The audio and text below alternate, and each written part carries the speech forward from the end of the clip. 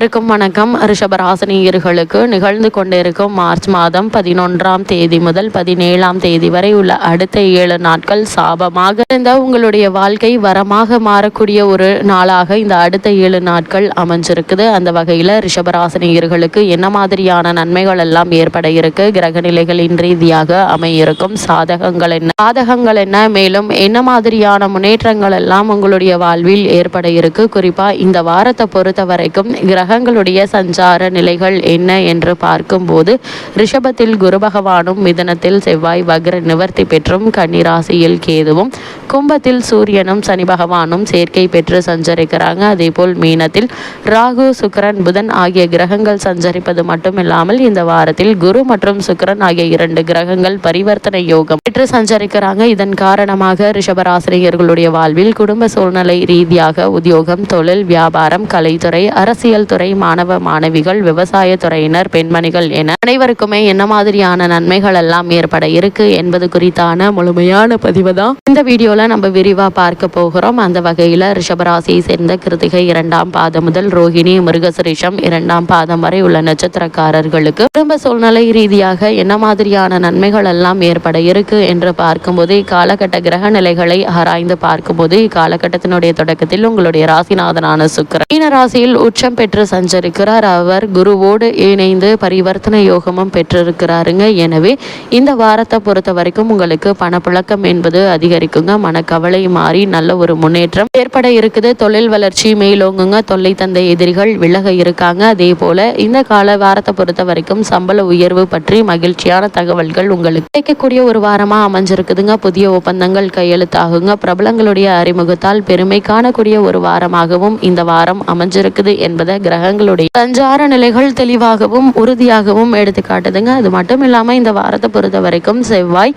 உங்களுடைய ஜென்ம ராசியில் வக்ர நிவர்த்தி பெற்று சஞ்சரிக்கிறார். அதாவது உங்களுடைய ராசிக்கு சப்தம மற்றும் விரையாதிபதியானவர் செவ்வார். அவை வலிமை அடையும் இந்த நேரத்தில் கல்யாணம் போன்ற சுபகாரிய விரயங்கள் ஏற்பட இருக்குதுங்க. இது சுப விரயம் என்பதால் நீங்கள் கவலைப்பட வேண்டிய அவசியம் இல்லைங்க. வாழ்க்கை துணையின் வேலையில் எதிர்பார்த்த மாற்றம் உருவாகும். அவர்களுடைய மேற்படிப்புக்காகவோ வேலை சம்பந்தமாகவோ எடுத்த முயற்சிகள் எளிதில் வெற்றி கிடைக்க இருக்குது. வீட்டிற்கு தேவையான அத்தியாவசிய பொருட்கள் மட்டுமில்லாமல் ஆடம்பர பொருட்களையும் வாங்கி மகிழக்கூடிய வாய்ப்புகள் உண்டு என்பதை கிரகங்களுடைய சஞ்சார நிலைகள் உங்களுக்கு தெளிவுபடுத்துதுங்க. அது மட்டும் இல்லாம உங்களுடைய ராசிக்கு லாபஸ்தானத்தில் சுக்கிரன், ராகு இணைந்திருப்பதால் வருமானம் என்பது திருப்திகரமாக இருக்கும். ஜென்ம ராசியில் குரு பகவான் சஞ்சரிப்பதால இக்காலகட்டங்கள்ல வரவுக்கேற்ற செலவுகள் சற்று அதிகமாகவே இருப்பதால் சேமிப்பதற்கு சாத்தியக்கூறுகள் குறைவாகவே இருக்குங்க. ஜென்ம ராசியில் குரு வனத்திலே என்றொரு மோதுரை இருக்கிறது. ஏனென்றால் ராசியில் குரு இருக்கும் போது காலமாக இந்த மோதுரை இருக்குதுங்க. ஸ்ரீ ராமபிராமனுடைய ஜனன கால ஜாதகத்தின்படி குரு பகவான் அவரது ஜென்ம ராசியில் சஞ்சரிப்பதால் அவர் வனவாசம் செல்ல நேர்ந்தது. அதன் அடிப்படையில் இத்தகைய பழமொழி ஒன்று ஏற்பட்டதுங்க. எல்லோருமே வனவாசம் செல்ல வேண்டும் என்ற நியதி இல்லை. இருந்தாலும் வனவாசத்திற்கு சமமான அலைச்சலும் துன்பங்களையும் ஏற்க வேண்டி இருக்கும் என்பதையே இந்த பழமொழி உணர்த்துதுங்க. ஆனால் தற்போது குரு மற்றும் சுக்கிரனுடைய பரிவர்த்தனை யோகம் ஏற்பட்டிருப்பதால் இந்த பல இன்னல்கள் நீங்கி ஒரு நல்ல ஒரு முன்னேற்றம் ஏற்படக்கூடிய ஒரு காலகட்டமாகவே இந்த வாரம் அமைஞ்சிருக்குதுங்க. அந்த வகையில இந்த வாரத்தை பொறுத்த வரைக்கும் சூரியன் மற்றும் சனியினுடைய சேர்க்கையால என்ன மாதிரியான நன்மைகள் எல்லாம் உங்களுடைய வாழ்வில் ஏற்பட இருக்கு என்று பார்க்கும்போது இக்காலகட்டத்தை பொறுத்த வரைக்கும் கும்ப ராசியில் சூரியனும் சனியும் சேர்க்கை பெற்றிருக்கிறார்கள். உங்களுடைய ராசிக்கு 4ஆம் இடத்திற்கு அதிபதியான சூரியனும் 10ஆம் இடத்திற்கு அதிபதியான சனியும் இணைவதால் தொழிலில் நல்ல வளர்ச்சி ஏற்பட இருக்குது. இடமாற்றத்தை விரும்புவர்களுக்கு அவை கை கூட இருக்குதுங்க. வருங்காலம் பற்றிய பயம் அகலுங்க. உத்தியோகத்தில் நீண்ட நாட்களாக எதிர்பார்த்து வந்த பதவி உயர்வு இப்போது கிடைக்க இருக்குதுங்க. தந்தை வழியில் ஏற்பட்ட விரயங்கள் அகலுங்க. வாங்கிய இடத்தையோ வீட்டையோ விற்று விட்டோமே என்று கவலைப்பட்டவர்களுக்கு அது போன்ற இடத்தை மீண்டும் வாங்கும் யோகம் உண்டுங்க. இருப்பினும் சூரியனும் சனியும் அடுத்தடுத்து இருக்கும் தலங்களுக்கு சென்று வழிபட்டு வருவது எண்ணற்ற நன்மைகளை ஏற்படுத்தும். அது மட்டும் இல்லாமல் இந்த வாரத்தை பொறுத்த வரைக்கும் குரு மற்றும் சுக்கிரனுடைய பரிவர்த்தனை யோகமும் உங்களுக்கு கிடைக்க இருக்குதுங்க. உங்களுடைய ராசிக்கு அதிபதியான சுக்கிரன் பகை கிரகமான குருவினுடைய வீட்டில் உச்சம் பெற்று இருக்கிறார். அதே நேரம் குருவானவர்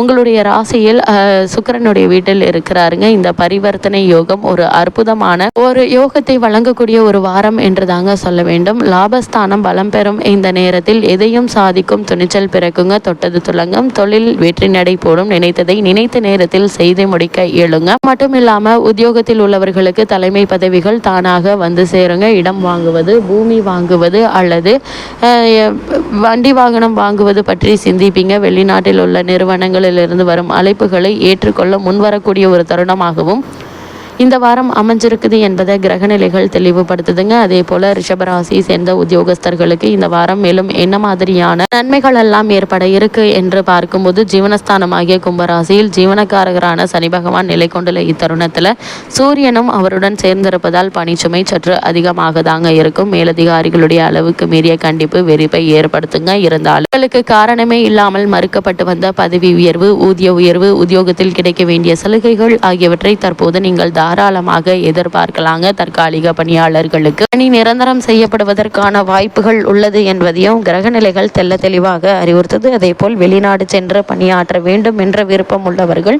அதற்கான முயற்சிகளை தற்போது நீங்கள் தாராளமாக மேற்கொள்ளலாங்க. சிறு முயற்சியிலேயே வெளிநாட்டில் நல்ல ஒரு நிறுவனத்தில் நல்ல ஒரு ஊதியத்துடன் கூடிய வேலை கிடைப்பதற்கான சாத்தியக்கூறுகள் இருக்கு என்பதை கிரகநிலைகள் தெல்ல தெளிவாக அறிவுறுத்தது. அதேபோல் ரிஷபராசி சேர்ந்த தொழில் மற்றும் வியாபாரம் செய்பவர்களுக்கு இந்த மார்ச் மாதம் 11ஆம் தேதி முதல் 17ஆம் தேதி வரை உள்ள அடுத்த 7 நாட்கள் மேலும் என்ன மாதிரியான முன்னேற்றங்கள் எல்லாம் ஏற்பட இருக்கு என்று பார்க்கும்போது, லாபஸ்தானத்தில் ராகுவும் சுக்கிரனும் இணைந்திருப்பதால நல்ல ஒரு முன்னேற்றம் ஏற்பட இருக்குதுங்க. இருப்பினும் மிக கடுமையான போட்டிகளை நீங்கள் சமாளிக்க நேரிடும்.